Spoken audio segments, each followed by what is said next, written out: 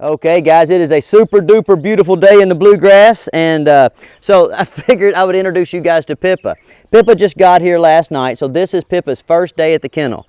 She's a 16-week-old Labrador Retriever, and we're just going to show you kind of, what her first day is going to be like. So the first thing we do is when we get outside, we've already done our work at the kennel, so this is like a recreation of our morning routine. But the first thing we do when we get a new dog in is we get up and we want to establish proper elimination habits. Cameraman, you might want to get over that up there in front of me a little bit. We want to establish proper elimination habits, okay? So we get up super early, about sunrise, sometimes a little earlier if it's, depending on what time of year it is, and we come outside and we start moving, okay? The movement stimulates the dog's need to eliminate. So we'll come outside and we will start to walk the perimeter of my property. And if it's, depending on the type of dog it is, sometimes we'll go ahead and we'll go outside of my fenced areas and walk around out in the woods behind my house. But you see right here, see, this is what we're after every morning, I don't allow dogs to, eliminate in my kennel. Well, it's not that I don't allow it, I guess. It's that I structure their day in such a way that that doesn't happen, And so really, there's only 3 components to housebreaking a dog. Supervision, outside time with exercise, and confinement. So when you understand those 3 things, then you end up having nice puppies that have good hygiene habits. And so we're just walking around, kind of pan around out here, Eli, and you can see what they're doing.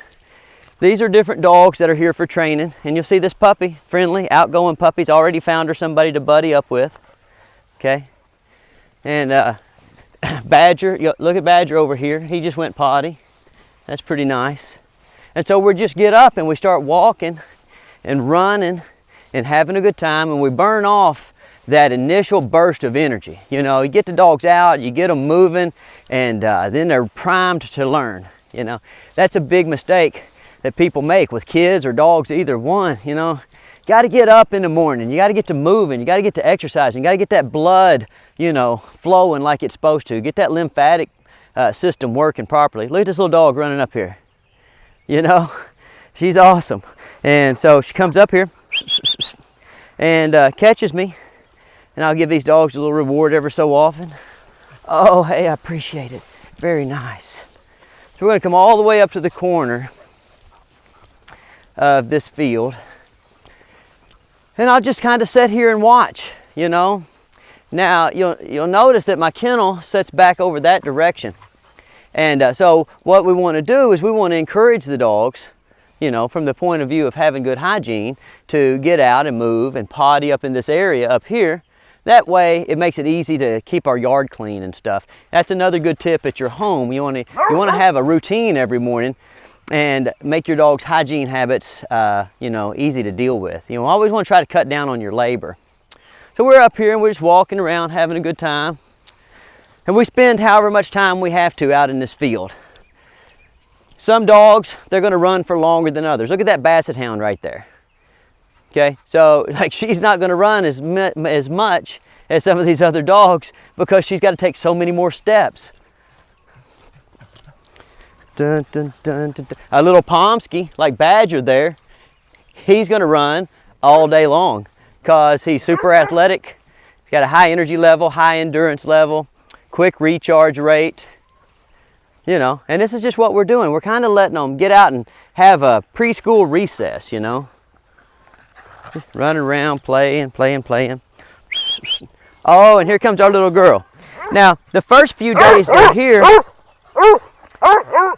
now that's what you have to put up with when you have a hound staying with you.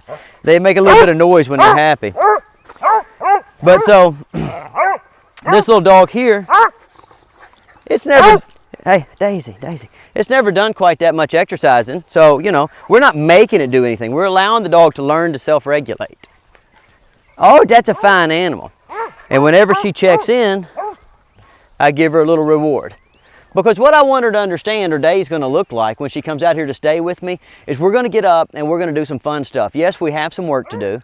You know, we have some lessons to be learned, and we have to, you know, learn to kind of prioritize our activities based on the situation. Now, that's what we're trying to teach the dogs, how to have good impulse control, good situational awareness.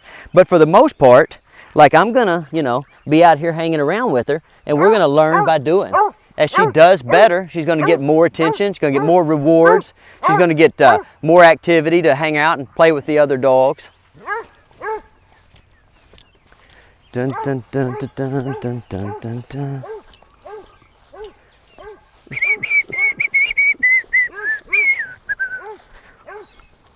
Talking about my earring. Oh, come on, Pippa. Oh, little Pippa. Very nice. Well, hello, Trump. How are you doing, buddy? Badger, what are you doing? Well, hello, Daisy. What are you up to? Did you finally decide to be quiet? I try to reward Daisy whenever she's quiet and calm and attentive. But when you're working with Basset Hounds, at first, those quiet times are few and far between. Now, what'll happen though, like when we first let them out, all that barking and running around with the Basset Hounds, you know, it's up there, but they get tired real quick, and when they get tired, they stop all that noise making. So it's a behavior that's pretty easy to manage, really, to be honest with you. Now, since it's summertime, and you guys know how you know, I'm always talking about learning by doing or adventure training. You know, we're going to be going to the lake a lot, we're going to be going to the river a lot, and so we need to start acclimating all the puppies that are here for the summer to our kayaks, you know. So I'll be over here. Come on, come on, come on. And first thing I do is, you know, when the dogs come over here, get close to the kayaks, I'll reward them like, look at Pippa. She just is trying to figure out what this big hunk of plastic is. And I'm like, that's just something fun to set on, you know. And so we'll spend a few days, just showing her that being close to the kayak's good.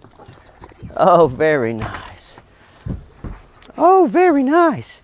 I'll stand on this side of the kayak. So we approach teaching the dog to ride in the kayak the exact same way that we teach any obstacle, you know. Very nice. Oh, is that a scary noise? Is that a scary noise? I'll get up in here. Oh, come here, Pippa. Oh, well, hello, Trump. You're doing a good job. Hello, Pippa. Very nice. Come on, you can get in here. Oh, and you'll watch, so Pippa's gonna go, she's gonna try everything. She's gonna be like, oh, I have to go around the kayak. I have to go around it. And whenever she comes to one side, I just come over this way. Oh, there she is, she's in the kayak. Now, if we have a nervous dog, we block the kayak off so that it doesn't wobble. But Pippa's got a pretty solid temperament. So look, I start right off the bat having the kayak sitting on its keel so that when they're up in here, it wobbles a bit. And that way, like, come here, little Pippa. That way when we first get in the water, they're already used to the kayak being just a little bit unstable. Come on, Pippa. And see how she's going around it? So a teacher, going around it's not how you get to me. Oh, very nice. Oh, you're a good boy, Trump. Now I'm just gonna step back around it. Oh, come on, Pippa. Come on, Pippa, you can do it. Oh, very nice. Huh. And then every day I'll just ask them to sit in the kayak a little bit longer before I give them a treat. Now, over the course of time, the reason that you don't need the treats is because the dogs love to ride in the kayaks. That's going to be the same principle that we apply to teaching them how to ride on the ATV. Okay, so let's go over here. And, you know, like I said, you guys know that I'm big on the concept of having mentor dogs. So we'll take Badger here. Badger's been here for about 3 weeks, and he's getting ready to go home. And Pippa likes Badger. She likes following him around, and Trump likes following him around. And so I'm going to work with Badger. And what I expect a pretty high level of precision out of Badger. These other dogs, I'm just going to reward them for following along. Now, even if they get in Badger's way, he has to be able to concentrate on the task at hand. Yep. Very nice. So look at Trump. See, Trump follows right along there. And I say, hey, I appreciate it. And look at Pippa. Pippa comes over here and she says, hey, what are these dogs doing? I think I would like to try that. And I reward her just for trying, guys. Oh, good boy. And then look at Badger. Now Badger is having to focus under a high level of distraction. Very nice. Wait, good. You're a good dog, Trump. And let's go. Get them excited, up, up, up, so I can calm them down, easy. And wait. And look what's going on here. Look at Trump following right along. That's very nice. Give Badger treat. Now I don't have to give Badger treats at this stage of training, but since I have my treat pouch on, I might as well. Wait. Oh, very nice. Come over here. Good dog. Get Trump or Badger to come over here and get on the straw bales for a little bit of environmental socialization, working with the different textures on his feet. These little Pomskis, they can be kind of weird, you know, about like what affects their feet. They don't like to get, some of them don't like to get their feet wet at all. You know, some of them don't like wet towel. You know, some of them don't like the straw bales. Some of them don't like gravel, you know. And so we try to, you know, we try to anticipate what might be a problem as the dog hits that pubescent boundary testing phase, and we try to lay the foundation for it while the dog's under 24 weeks. Now look at Pippa. She doesn't know what she's doing particularly, but she comes over here and says, hey guys, I would like to be involved in this activity. So I say, hey, I appreciate it. Come on. Let's work on a nice automatic sit with Badger. Oh, I'm gonna have to reach down here and adjust his collar. Give him a little treat. Say, I appreciate that nice, perfect sit. Let's go. I'm gonna work on an inside turn around my barrel. Inside turns are pretty easy usually. You know, you have to use a little bit of leash tension. Then I'm gonna do some weaving. Good dog. Very nice. Just walking in between these cones. Right, good. Now I'm going to do an outside turn. Now on the outside turns, when I'm, you know, working with the dog, even a dog that's had a little bit of training, sometimes you'll lose them on the outside because they have to take more steps, okay? So like when you're working on the inside turns, remember guys, if you're still doing treat training, bring your left hand in a little bit towards your leg. Good dog. And if you're working on outside turns, lead the dog in front of your leg just a little bit. Very nice. Good dog. And then I will use the side block to show how to get a nice proper sit. Sit. Should be side block dog Stonnie. You can use anything for this, a car, a garage door, side of your house. But when you stop a dog, you know, it's not necessary. It's just kind of if you want to show off. The dog should sit right perfectly with your feet alignment, and he should be nice and straight facing forward. Let's go. Dun, dun, dun, dun, dun, dun, dun, dun. All right, so Badger's doing perfectly. So we're going to let him off the leash. Good. I'm just going to ask him to stay here for just a second while I get these other dogs' attention. Sit. Because what you'll notice when it gets hot, the dogs, they'll come out and have a big burst of energy, and then they kind of get tired. And so, you know, you lose their attention a little bit at a time, and that's perfectly normal. Little puppies, Trump, Pippa, come on, come on. Oh, your name's not Trump or Pippa. Oh, there's who I was looking for. Very nice. All right, Badger, you can be off work. You can be off work for a second. Okay. Oh. Okay, all right. Now we're going to work Mr. Trump for a second. Good dog. Hup. Very nice. Hup. Oh, you're such a smarty. Now, Trump's been here about a week, I guess. Now, look what I'm looking for. I'm looking to work Trump, but I want this little dog to be following along. And so you're going to see me every so often reach back there and reward Pippa just for following along. Because she likes Trump and she likes Badger, and I want her to think, I want to hang out with the big guys. I want to do what they're doing. Look, and Daisy here, this Basset Hound, she's actually here for remedial training, right? Remedial socialization, because she has some issues being aggressive with other dogs and people, you know. And what we're doing every day is we're getting her up and we're exercising her and we're teaching her how to, you know, have some autonomy in her own environment. As you teach a dog that they are in charge of what happens to them in the real world, then their tendency towards fear-based aggression, it just goes out the window, you know. Confidence, guys, is the key to having a dog that has a positive mental attitude. And getting them out, moving with them, showing them that they can take care of themselves in the world, developing lines of communication and motivation and trust between the dog and the handler, and the dog and just the general public and other dogs. It really goes a long way towards solving any type of you know, behavioral problems that you might have that relate to, you know, kind of that baying, snapping, reactive behavior that you see out of some of these breeds of dogs. So Daisy's doing a pretty good job following along. Mr. Trump did pretty well. I like that. Oh, little Pippa. What are you doing, little Pippa? Oh, so I called Pippa and she looked at me and she wasn't sure if she was going to come. But since I called, these two dogs came. She looked right at Badger and said, oh, if Badger's going over there, I'll go over there too. Right? So that's what I'm talking about. Constantly using the older dogs that are, you know, farther along in the system to guide the young dogs. You know, my place is like a Montessori, guys. I shape the environment shapes the dogs. It's only a little bit about me. All right, now you remember a video or two back, I was talking about setting appropriate goals. So little Daisy here, she's 2 years old, and she's a type of dog that's not particularly athletic, and it's not bred to do a job in conjunction with a handler, okay? So when I'm working Daisy, you know, I set my goals appropriately. I'm gonna kind of back up and help her move through the course. And what I'm gonna try to do while I'm doing that is reward Trump a little bit and reward Pippa a little bit for just being over here, kind of wanting to participate. And over the course of weeks, this dog is getting, you know, less and less sensitive to being crowded by these puppies. When she was first here, like she would be just pulling on this leash and trying to get away, or when these puppies got close to her, she would be baying at them or snapping at them, you know, and that really upset her owner. Good dog.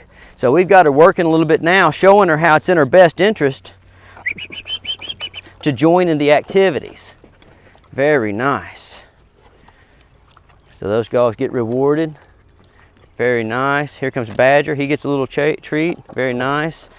Pippa, she's following along. Trump's following along. Good. Now, look here. This is what I'm talking about, appropriate standards. Look at these tires, right? This dog and me both have super short legs, right? So, like I can't just say, oh, hey, dog, just run right over all those tires. It'll be easy if you try hard. I know it's going to be hard for her, you know? And so, you know, I might not ever even get this dog to the point to where she can do those tires. That's fine. All I want to is to encourage effort. Because that's all I need out of anybody. It's all I need out of my family. It's all I need out of my employees, you know? It's all I need out of myself is I need to know, did I give my, you know, what I'm attempting to do, did I give it my best effort, you know? So we're going to come over here and see if we can get Daisy to give this a good effort. And all I need is a little bit better effort than yesterday. And if she gets it, I mean, listen, that's going to be awesome. If she doesn't get it, that's okay too. See, so she goes around and just give it just a couple more times here. Just see what happens. Come on, can you do it? Now look at Pippa. Pippa's saying, I can do it. Now, so the big improvement here from for the Basset Hound, come on, Basset Hound, come on, is that she made the effort. Look at that. Good. And I'm just going to stop right there because getting her front paws up on this second tire, that's a lot of improvement. Yesterday, she was just barely getting on the tire at all, you know. And so I'll take trying. She made a good effort to get up there. Come on, Daisy. That's all I ask, just a good effort. Give me a good effort. And every day we'll focus on gradual improvement, you know. And if she gets to where she can do that tire, great. If she doesn't get to where she can do the tire, you know, I don't really care. Not a big deal. I just need her to work with me. Up, up, up, up. Very nice. Up. Very nice. Oh, come on. Can you do this one? All right, Trump. We know you're an overachiever. Very nice, Daisy. You're a smarty. Come on down. Oh, very nice. Up. Good. Up. Oh, very good. Very good. And Daisy's done very well. Oh, come on. I feel like I can do it one more time before I start to, you know, run out of like her ability to stay focused and give me a strong and energetic effort. I kind of use their tongue as a fatigue meter. When their tongue starts to hang out, then I realize, okay, well, we need to slow down a little bit. Now look, Pippa's following me. Trump is following me. Very nice. And so good things happen as a result of following me. Come on, Daisy. You'll notice when I'm working this hound here, that I have a tendency to walk backwards a lot. What that does is draws that type of dog to you, so you don't end up pulling on the leash. These dogs are notorious for kind of pulling on the leash when you walk them. Little pro tip there is turn around backwards when they're young, or when you're doing remedial training with them a lot when you're walking, and that'll bring them to you a little bit. Oh, come on. Now let's go over here and see what happens on this tire. You know, I got a sneaking suspicion, since she got 2 paws up on there, you know, really, she might get on top of there. I'm not gonna pressure her. Oh my gosh, I kind of knew, you know, I was just watching her and I kind of knew, you know, she just seemed to have a little bit of effort left. And then look at Pippa following right along. So I'll reward Pippa. Come on here, come on, hound. Very nice. Now I tell you what I'm gonna do though, guys. That's the best she's ever done on this course. You see that effort she made? It's hard to bring this long body up with these little short legs on top of that tire, right? So I'm gonna stop there. I don't even want to take a chance on something going wrong on the rest of the obstacles, even though the rest of the obstacles are real easy. I just want her to know that I'm happy. Oh my gosh. And that good effort and placing trust in your handler always pays off in the long run. And the collateral benefits of that kind of relationship is when this dog is placed in a situation that used to make her nervous and used to make her respond by being loud and snipping and snapping and going and hiding under the furniture. Once she develops a little bit more trust with her handler, then like she'll take her emotional cues from the handler in a positive direction, you know, because what was happening, like dogs, they always kind of like look at you and see, you know, are you nervous? Are you calm? Well, if the dog is behaving poorly, then the handler gets nervous. And when the handler's nervous, the dog gets nervous, you know? Okay, hey, Trump. Trump, come here. Now, so I have a little pipe here.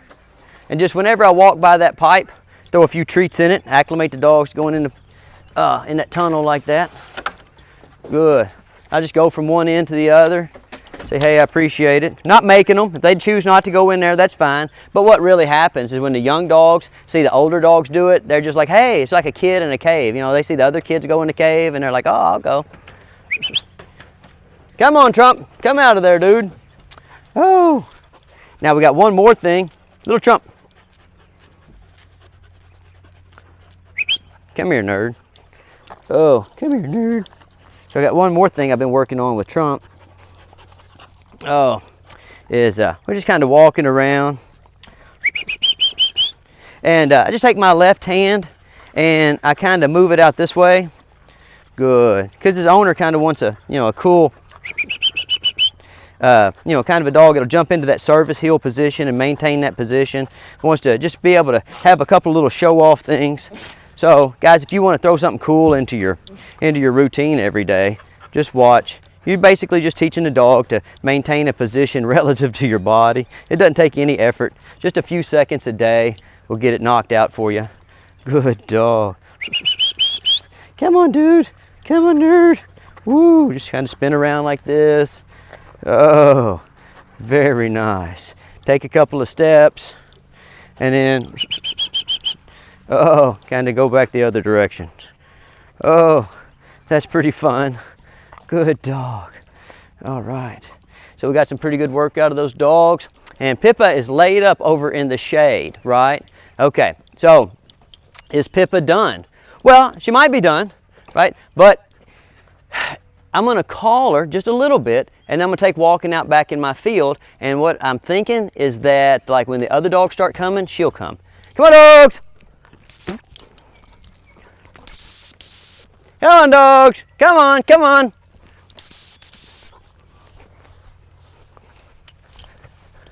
Oh, and this is a nice dog, Bella.